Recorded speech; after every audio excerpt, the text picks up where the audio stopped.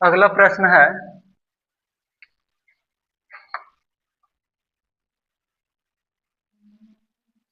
कह रहा है कि द्विघात समीकरण 3x² - 12x + m = 0 के मूल बराबर है तो m का मान ज्ञात करना है।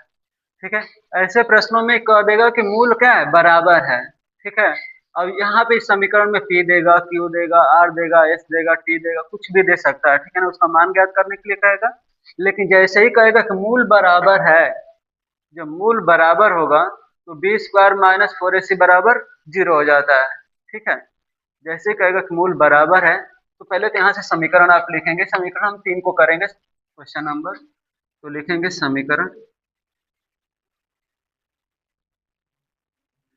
समीकरण है px² - 2 कड़ी में 5 px + 15 बराबर 0।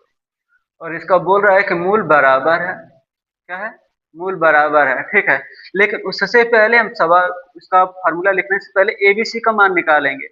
तो ए की जगह पे आपका हो जाएगा ये पी, फिर बी की जगह पे हो जाएगा -2 कड़ी में 5p, और सी की जगह पे क्या हो जाएगा, 15 हो जाएगा। ठीक है, तो लिखेंगे चूंकि मूल बराबर है, मूल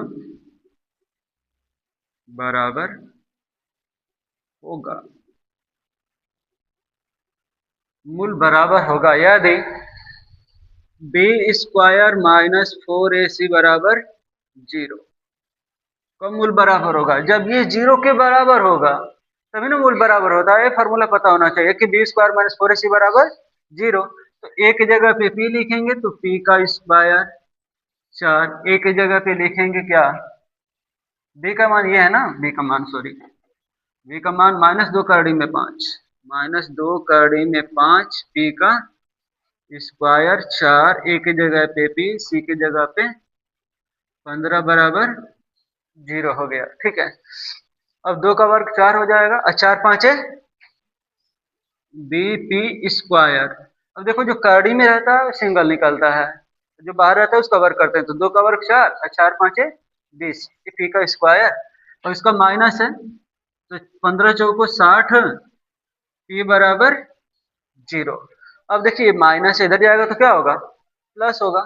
तो इसको करना पड़ेगा 20p × p बराबर 60p।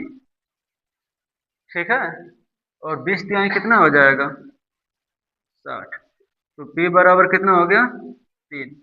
तो p का मान क्या हो गया आपका, 3 हो गया। ठीक है, तो इसी प्रकार से करना होगा। जैसे जहां भी आपको कहेगा कि बराबर मूल है और उसका मान ज्ञात करना है तो डायरेक्ट लिखेंगे कि बराबर मूल होगा और b² - 4ac बराबर